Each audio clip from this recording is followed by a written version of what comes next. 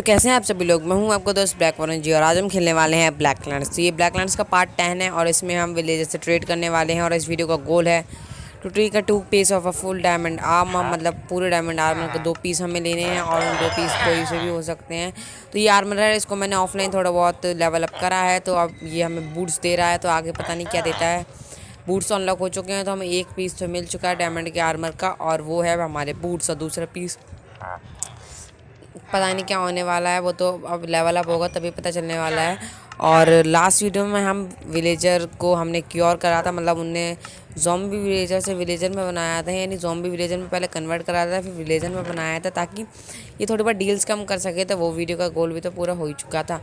और last video में भी हमने बहुत ज़्यादा कुछ काम करा था। और इस वीडियो में मैं एक और चीज़ बताना चाहता हूँ कि मैं लास्ट वीडियो के बाद माइन पे गया था ताकि मुझे थोड़ा बहुत आयरन वगैरह मिल सके, क्योंकि मेरे पास आयरन की बहुत ज़्यादा कमी हो रही थी और आयरन वगैरह से मैं इनके संग डील कर सकूं। तो क्योंकि शुगर केन से ही डील करते हैं और लकड़ी से फ्लैशर से डील करते हैं। फ्लैशर से तो मैं एक ही बार डील कर सकता हूँ, मतलब कि दिन में एक ही बार डील कर सकता हूँ। वो 16 एमरल्ड दे देता है और उसके बाद वो एमरल्ड वगैरह नहीं देता है, मतलब फिर वो नेक्स्ट डे जब सो के उठता है उसके बाद वो एमरल्ड वगैरह देता है मुझे। सो इस वजह से मैंने उससे डील एक ही बार कर पाता हूँ। तो इस वजह से मैं नीचे माइन करने गया था ताकि मुझे आयरन मिल सके और मैं आयरन से ये आर्मर के संग डील कर सकूँ और डील करने के बाद मैं एमरल्ड वगैरह ले सकूँ। तो यहाँ पर मैं बार बार फर्नेस को तोड़ रहा था और बाबा फर्नेस को लगा रहा था। तो मैं ये सोच रहा था कि अगर मैं बाबा फर्नेस को तोड़ूंगा तो इसकी जो डील है वो रेट कम होते हैं कि नहीं होते हैं, लेकिन रेट कम नहीं हो रहे थे, वो बस अपनी डील चेंज कर रहा था। तो फिर मैंने ये बूट्स वाली डील पे इसको रहने दिया। उसके बाद मैंने इसको नहीं तोड़ा क्योंकि मुझे पता है ज़्यादा तोड़ने से अपनी डील बढ़ा लेते हैं, कम नहीं करते हैं, लेकिन ज़्यादा तोड़ने से डील अपनी बढ़ा जरूर लेते हैं। तो मेरे पास 2 लाइब्रेरियंस हैं, एक आर्मरर है, वो 2 आर्मरर हैं और एक फ्लैचर है और एक वेपन स्मिथ है। सो जो 2 लाइब्रेरियन है मेरे पास, उनमें से एक लाइब्रेरियन मुझे प्रोटेक्शन 4 दे रहा है और एक लाइब्रेरियन मुझे शार्पनेस 5 दे रहा है। प्रोटेक्शन 4 जो लाइब्रेरियन दे रहा है वो ये वाला है, जब प्रोटेक्शन 5 वो शार्पनेस 5 दे रहा है वो ये इधर साइड है जो लेक के पास हमारा, जिसकी वो क्या कहते हैं उसको, लैक्टन है। तो यहाँ पर मैंने एक ऑरेंज का चेस्ट लगा रखा था, मतलब एक चेस्ट लगा रहा था, इसके ऊपर मैं लिखा था आयरन फार्म। तो ये जो चेस्ट है इसमें मैं सारा सामान रखूँगा जो आयरन फार्म में यूज़ होगा। जैसे कि मैंने उसमें वूल्स रख दी हैं, वुड रख दी है। वैसे मैं ये सारा सामान ऑफलाइन में इकट्ठा कर लूँगा और हो सकता है कि हम नेक्स्ट वीडियो में आयरन फार्म भी बना सकते हैं, क्योंकि उसके लिए हमें 20 विलेजर्स चाहिए और आयरन फार्म ज़्यादा दूर हमें बनाना नहीं है, यहीं पास में बनाना है। तो विलेजर्स को तो मैं ले जाऊँगा, क्योंकि रात में मैं उनको लिंक करवा के लेके जाऊँगा, या फिर दिन में मैं उनको कुछ जैसे कि जॉब वगैरह दे के उनको लेके चला जाऊँगा, मतलब शाम तक तो मैं उनको आराम से लेके जा सकता हूँ। और जो मैंने माइन करी थी ऑफलाइन, मतलब उसमें मुझे 4 डायमंड मिले थे, 26 आयरन मिला था, कुछ लेपिस मिला था, 6 गोल्ड मिला था और कोल भी मिला था। और कोल से तो हमने थोड़ी बहुत डील भी कर ली थी, मगर एमरल्ड वगैरह भी ले लिए थे। वो 7 कोल में एक एमरल्ड दे रहा था, तो वो अच्छी डील नहीं थी, लेकिन तभी मुझे डील करनी पड़ी क्योंकि मुझे एमरल्ड की ज़रूरत थी, क्योंकि मुझे उसे लेवल अप करना था। तो इस समय मेरे पास सिर्फ एक एमरल्ड है और ये देख सकते हैं क्या मेरे पास 4 डायमंड है, लेवल जूली है। आयरन मैंने अपना खर्च कर दिया, 14 आयरन रह गया है, वो मैं अभी वीडियो में खर्च कर दूँगा थोड़ा बहुत, ताकि एमरल्ड वगैरह के लिए, तब क्योंकि अब वो डील नहीं कर रहा होगा, अगर डील कर भी रहा होगा तो मैं उससे डील करने वाला हूँ ताकि मुझे एक्स पे शार्प एफिशिएंसी 2 मिल सके और मैं वुड वगैरह तेज़ी से माइन कर जाऊँगी, क्योंकि मेरी जो ये वाली पिछली वाली एक्स है इसमें मुझे एफिशिएंसी, इसमें मुझे शार्पनेस आ रहा था, मतलब एन्चांटमेंट टेबल पे लिखा हुआ, तो मैंने शार्पनेस लगाई थी तो मुझे एफिशिएंसी 2 भी मिल गई थी। मैं सोच रहा था इस एक्स पे मिल जाए, लेकिन इस पर नहीं मिले, तो मैं इसको डिसएंचांट करके लाया ग्रैंड स्टोन किससे, और ग्रैंड स्टोन डिसएंचांट करने के बाद मैंने इसको दोबारा एन्चांट कराया और दोबारा एन्चांट करने के बाद देखते हैं वही उसमें क्या मिलने वाला है। वैसे एफिशिएंसी 2 मिल ही रहा है तो एफिशिएंसी 2 हम ले लेते हैं। तो एफिशिएंसी 2 ही हमें चाहिए, क्योंकि इससे वुड वगैरह जल्दी माइन हो जाती है और मुझे आराम मिल जाता है, क्योंकि मैं जल्दी वुड वगैरह माइन कर लेता हूँ और फिर आगे काम भी आराम से हो जाता है। तो मैं ऑफलाइन क्या करने वाला हूँ, इन विलेजर्स को क्योर करने वाला हूँ, मतलब रात में मैं एक विलेजर को क्योंकि मैंने 3-4 बार नोटिस कराया कि माइनक्राफ्ट पॉकेट एडिशन में एक ट्रिक है कि अगर हम एक विलेजर को सब विलेजर के सामने क्योर करते हैं, मतलब एक विलेजर को ही हम क्योर करेंगे, लेकिन सारे विलेजर्स उसको देख रहे होंगे, तो सारे विलेजर्स अपनी डील कम करते हैं। अब ये मैंने नोटिस करा है अगर ये वर्क करता है तो बहुत बढ़िया बात हो जाएगी। फिर हम एक विलेजर को ही हर बार क्योर कर दिया करेंगे और सारे विलेजर्स कम में डील देने लगेंगे। सो इस बार भी मैं एक विलेजर को क्योर करने वाला हूँ ज़ॉम्बी विलेजर बना के। देखते हैं वो अपनी डील कम करता है कि नहीं करता है, और उसके संग सब डील कम करते हैं कि नहीं करते हैं। वैसे मैंने 2 दिन बाद नोटिस करा है कि वर्क करता है, क्योंकि मेरे संग वर्क हो चुका है ऐसा कि वो वर्क कर अपने आप वर्क करता है। मैंने कभी करा नहीं है अपनी मर्ज़ी से, लेकिन वो वर्क करता है कभी कभार। सो इस वजह से। और यहाँ पर मैं थोड़ा बहुत सामान वगैरह देख रहा था कि यहाँ पर लेदर कहाँ पर है, क्योंकि मुझे बुक्स बनानी थी ताकि मैं एक और लैक्टन बना सकूँ और एक और लाइब्रेरियन बना सकूँ। उससे मैं एक ऐसा लाइब्रेरियन बना सकूँ जो मुझे एमरल्ड के बदले बुक शेल्फ दूँ। उसका एक फ़ायदा है, मैं आपको बताने वाला हूँ। एक एमरल्ड में मैं बुक शेल्फ लूँगा और फिर वो एक बुक में मुझे एक एमरल्ड देता है, तो मुझे एक एमरल्ड से 2 एमरल्ड बन जाएंगे। तो इसमें मेरा फ़ायदा है और मैं उसको क्योर कर दूँगा ताकि मुझे एक एमरल्ड में बुक शेल्फ दे और फिर एक बुक में एक एमरल्ड दे।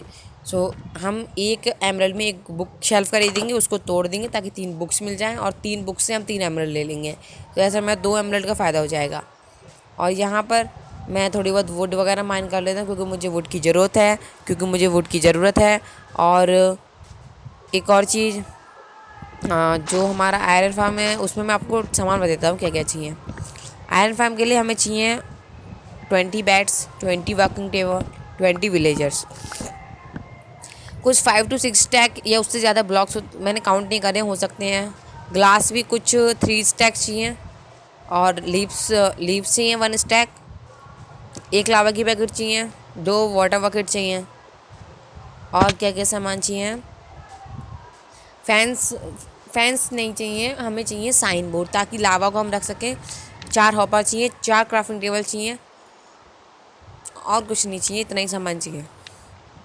और मैंने आपको ट्यूटोरियल दे दिया है, मैंने अपने यूट्यूब चैनल पर आयरन फार्म को ट्यूटोरियल डाल दिया है, तो आप वहाँ पर जाके देख सकते हैं कि आयरन फार्म कैसे बनता है। तो मैं उसी के तरीके से आयरन फार्म बनाने वाला हूँ अपने ब्लैकलैंड्स में, और वो आयरन फार्म भी थोड़ा एफिशिएंट वर्क कर सकता है। तो मैं यहाँ सोच रहा था मुझे वही वाले विलेजर मिल जाए जो मुझे एमरल्ड के बदले बुक शेल्फ देता है।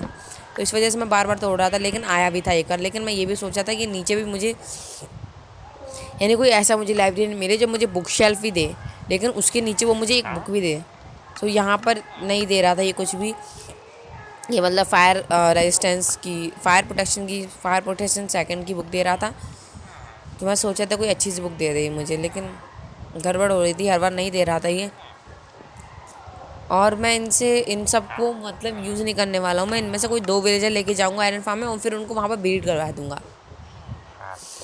और एक और चीज़, हमें आयरन फार्म यहाँ से कम 100 to 200 ब्लॉक्स दूर बनाना पड़ेगा। इसकी वजह ये है कि अगर हम बेस के पास बनाने वाले हैं तो हमें परेशानी हो सकती है, क्योंकि जो विलेजर्स हैं हम उनको वहाँ से लिंक करने की कोशिश करेंगे, मतलब वहाँ जो बैड है उनसे लिंक करने की कोशिश करेंगे, लेकिन ये यहाँ हो जाएंगे। लेकिन एक और है, अगर यहाँ पर सारे विलेजर्स पूरे होंगे, मतलब यहाँ पर जितने भी बैड्स हैं वो सब फुल होंगे, तो वो वहीं से लिंक होंगे, यहाँ से लिंक नहीं होने वाले हैं, मतलब वो वहीं से लिंक होंगे। तो हम अपने पास भी बना सकते हैं और दूर भी बना सकते हैं। दूर बनाने में ज़्यादा फ़ायदा है, लेकिन पास बनाने में, और आयरन फार्म जो है वो इससे कोई फ़र्क नहीं पड़ता है कि उसके आसपास कितना लाइट है, कितनी अंधेरा है। वो आयरन गोलम वहीं स्पॉन होते हैं, कुछ रेडियस में स्पॉन होते हैं उसके। तो यहाँ पर ये सब विलेजर्स हो चुके हैं, और यहाँ पर मैं इस लाइब्रेरी को बार बना रहा था, तो इसने मुझे अच्छी वाली डील नहीं दी अभी भी। तो मैंने इसको दोबारा तोड़ा, लेकिन मैंने सोचा कि चलो कोई बात नहीं, ये वाली डील रहने दे रहे, बाद में मन करेगा तो दोबारा तोड़ देंगे। तो बाद में मन करेंगे दोबारा तोड़ देंगे। यहाँ पर ये वाला विलेजर मेरे बेड पे सो रखा है, तो मैं इसको उठा के अपने बेड पे सो जाता हूँ, क्योंकि विलेजर ये जो तुम आए हो ना ब्रीडिंग से, तो मेरे बेड से लिंक करके आए हो। अब मैं अपना बेड नहीं देने वाला हूँ किसी को। मेरा बेड येलो कलर का है और मुझे वही वाला बेड अच्छा लगता है, और ये तुम्हारे तो 10 बेड्स है ना, इसी पे सोया करो। अरे ऐसा विलेजर से मैं कह सकता नहीं हूँ, क्योंकि गेम इसमें तो विलेजर हम कुछ कह नहीं सकते। इसमें विलेजर्स इतने ज़्यादा, मतलब देखो मुझे इतनी परेशानी हो रही थी विलेज से विलेजर लाने में। ये लोग कुछ नहीं करते, बस बोर्ड में बैठ जाएंगे, तो फिर बोर्ड में बैठे ही रह जाएंगे। और अगर हम इनको बोर्ड में बैठाने की कोशिश करेंगे, उधर भाग गए पकड़, यानी आते ही नहीं है सही से। और ऐसा भी नहीं है कि जैसे कि मैं इनको पीछे ओशियन से बेस पे ला रहा था, मैं लिंक करवाता बेड तोड़ता तक, ताकि आगे थोड़ा बढ़ा के रख सकूँ। वो भाग गया वहाँ से, पकड़ के भी लेके आया, आपने देखा होगा उसमें। यानी मैं दूर दूर जाना पड़ा था बार बार। तो यहाँ पर मैं वुड वगैरह भी बना लेता हूँ, और वुड से बनाऊँगा मैं स्टिक, और स्टिक से एमराल्ड लेने वाला हूँ मैं, क्या कहते हैं वो शार्पनेस 5 भी लूँगा, और प्रोटेक्शन तो भी लेने वाला हूँ। जैसे कि आपने देख ही लिया, वो शार्पनेस 5 और प्रोटेक्शन दे रहा है मुझे, यानी मैं प्रोटेक्शन 4 की तो मैंने दिखा दी है, और शार्पनेस 5 की आगे आप देख लेना दोबारा से, अगर मैंने दिखा दी होगी पीछे तो आपने देख ही लिया होगा, वरना आगे मैं दिखा दूंगा, आपको देख लेना उसको। और यहाँ पर स्टिक तो बन चुकी है, तो मैं फ्लेचर के पास जाने वाला हूँ और उससे ट्रेड करने वाला हूँ, और उससे मैं एमराल्ड लेने वाला हूँ। देखते हैं हम कितने एमराल्ड देता है। वैसे भी ये भी बहुत ज़्यादा वो है, ये मुझे 25 स्टिक में एक एमराल्ड दे रहा है, वैसे थोड़ा ज़्यादा है लेकिन कोई बात नहीं, एमराल्ड दे तो रहा है। कम से कम स्टिक में सबसे ज़्यादा अच्छी चीज़ ये है कि वो एमराल्ड में स्टिक में एमराल्ड दे रहा है। तो यहाँ पर मैं सबके विलेजर के पास देखता हूँ कि मैं किसको लेवल अप कर सकता हूँ, क्योंकि मुझे कोई मिलता ही नहीं है वहाँ पर लेवल अप करने के लिए। पहले मैं सोचता हूँ कि आर्मर को कर दूँ, फिर मैं सोचता हूँ बहुत ज़्यादा महंगी डील है, फिर मैं सोचता हूँ कि किसी और को कर दूँ, लेकिन फिर मैं सोचता हूँ बहुत ज़्यादा महंगी डील है, मैं लाइब्रेरियन के पास जाता हूँ इस वाले। फिर मैं सोचता हूँ रहने दो, मैं अपने उस वाले शार्पनेस 5 वाले के पास जाता हूँ और उसको देखूँगा कि वो क्या दे रहा है मुझे। फिर मैंने वेपन स्किट पे देखा, ये कुछ ज़्यादा ही महंगा है, इसे तो डील करने में मेरे सारे आयरन चले जाएंगे। वैसे मुझे 14 एमराल्ड मिलेंगे, जो मुझे 2 या 3 एमराल्ड देके निपटा देगा। फिर कहेगा जाओ भैया बस इतना बहुत है। और ये देखो डील भी ज़्यादा अच्छे तरीके से ज़्यादा नहीं बढ़ा रहा है, इसी तरह से मैं इससे डील नहीं करने वाला हूँ। और यहाँ पर ये मुझे गोल तो पूरा हो ही चुका है हमारा, हमें 2 पीस मिल चुके हैं पूरे डायमंड आर्मर के।